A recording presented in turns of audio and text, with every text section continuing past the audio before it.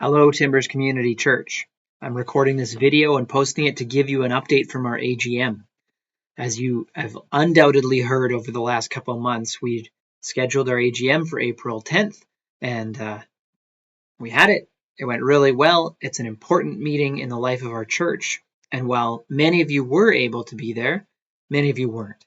And so, just to keep you up to date on what's going on with Timbers, we wanted to give you an update from that meeting. One of the important pieces of that meeting was our elders elections.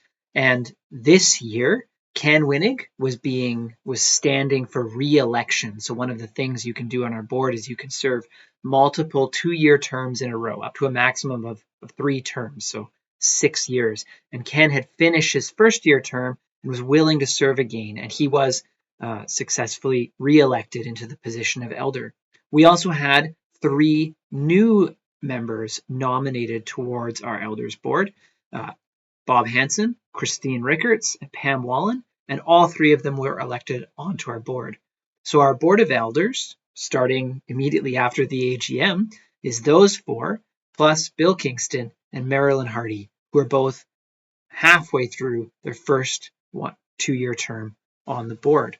At our AGM, we were able to welcome and pray over these members of our board, thank those who are continuing to serve, and also thank Susan Raphael and Dan Brown, who, having served 4 years on the board, are at this time, or have at this time, stepped down. Please keep all of these people in your prayers. The leadership of our church needs to be covered in prayer. So that was one key part of our AGM. Another key part of our AGM revolves around finances. So at our annual general meeting, we put before the congregation our proposed budget for the year. And you get to ask questions, make changes, et cetera, et cetera. The budget that we proposed was approved.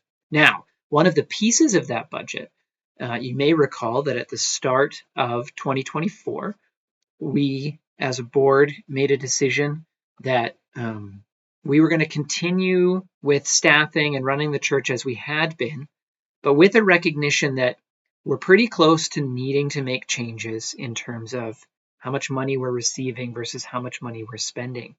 And so our plan for this year was to run as we have been for the first 3 months of 2024, see how those months went for giving and expenses, and then if we were no longer going to be able to continue running things in that way, we were planning to cut Jessica and Aressa's hours in order to lower our budget.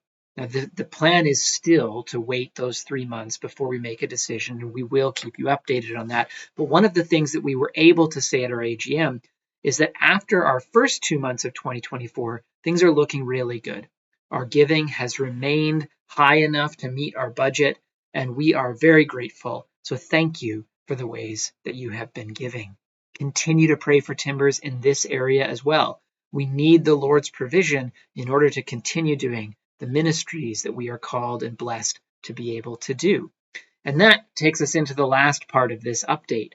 One of the things that we did at our AGM this year, and we told you about this ahead of time as well, was that we wanted to have a conversation together as a community, as a church, around our building and around kind of future planning and possible changes.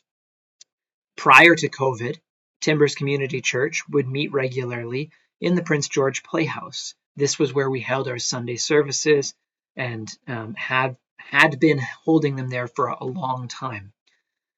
Obviously, this stopped with all of the closures during COVID, and the Russells, who were managing the Playhouse, were super gracious with us to release us from our contract. They also stepped out of their contract with the city, and for quite some time, the Playhouse stood unused. Now, unfortunately, during that time, it developed a roof leak, and you may have read about this in the news. There was extensive damage done to the Playhouse because no one was using it, or at least partly because no one was using it, so it took some time for that leak to be discovered. The Playhouse was repaired. The city council met and voted kind of on the budget and everything. And again, that began during COVID, but it has not reopened since all of this has occurred. And that's because the renovations and safety upgrades that they've needed to do at the Playhouse have continued to be kind of ongoing. They're not done. Now, us in the midst of all of this. We, while we were meeting online, renovated the basement of the hub, and we turned that into a space where we could meet for services. And that's what we have been doing ever since. Now, the plan was always for that to be a temporary solution. We didn't imagine, as we renovated the basement or began and continued to meet there, that this was now the kind of this is what we've always wanted. It's the final home. It's where we're going to stay. But everything's uncertain, and you never know how long temporary is, and we are still there.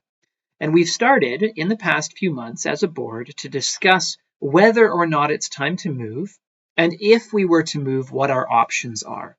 We've talked to a couple of realtors to get estimates on how much we could sell the hub for, to give us an idea of what's out there in terms of places we might buy and use in order to turn them into churches.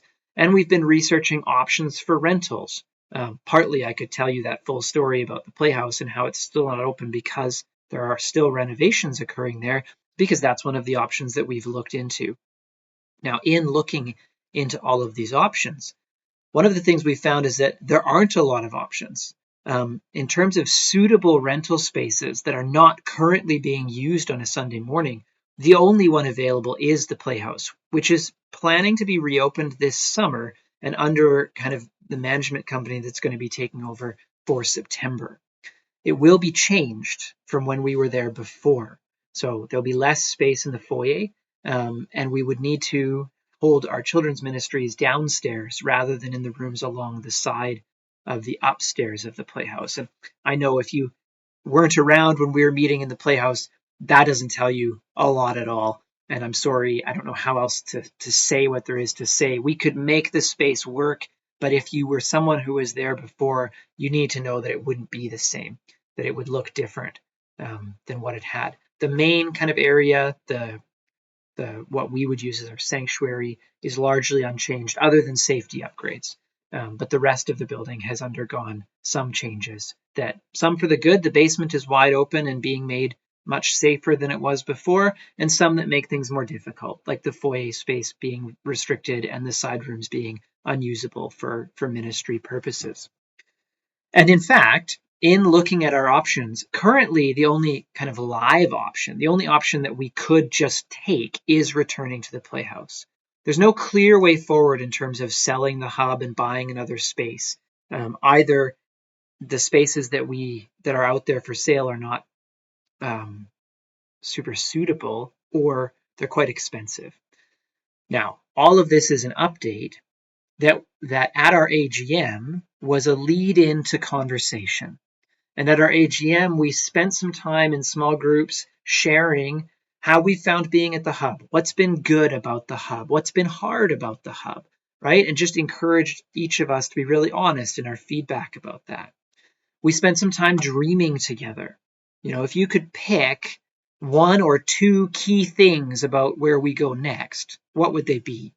Right? Now, obviously, you can dream a ton of things, but if you had to limit it to one or two, what would your kind of key priorities be? What would the most important things you'd want to see be? And then the third part of the conversation is kind of around the Playhouse. Would we want to go back there? What are your thoughts on that? Is it actually time for us to make a move, or are we needing to, be thinking more and praying more about this and these kinds of things? It was really good conversations. But if you missed it, we still want to hear from you. And that's one of the big reasons for this video. I would like to invite you to join us in praying over these things. And you're probably going to hear more about that in the weeks and months to come, as we consider how we can make sure that whatever we're doing is just absolutely covered in prayer and guided by God. And we need to start that now, even just as we have these kind of opening conversations. So please be praying. But also, let us know what you think, especially if you weren't at the AGM. If you were there, you can still tell us more of what you think. But especially if you weren't there, we want to know. What would your one or two priorities be if you were dreaming about where we were to go next? How do you feel about it being time to move? And what are your thoughts about going back to the Playhouse? So you can email me or Pastor Jessica, or talk to her, email or talk to Aressa or any of us, talk to one of our board members, email in person, give us a phone call, kind of whatever you want in order to send us some feedback. We would really appreciate it. And that actually reminds me, there was one more kind of key announcement made at the AGM, which is that we have changed Pastor Jessica's title from being our pastor of children's and family ministries to being an associate pastor at Timbers Community Church. You may have looked at the annual report and read the ministry reports and turned to Pastor Jessica's ministry report and noticed that there's a lot more in there than just kids ministry and family ministries. This title change is very much a reflection of the reality that for some time, Pastor Jessica has already been operating as an associate pastor. And we need to honor that and recognize that in her title. And so you won't ever see Pastor Jessica, Children's and Families Pastor in our annual report again, because next time it'll say Associate Pastor. That's changed on our website, and it will be changed in all the other places that it needs to be changed as well. So if you see her and get a chance, make sure you thank her for all that she's been doing and continues to do. Okay, that's the AGM update. This video is a little longer than I anticipated, but that's okay. It's worth it. I look forward to seeing you at this Sunday to come and many more, and God bless you and your families and in whatever you're doing in life right now. See you soon. Bye.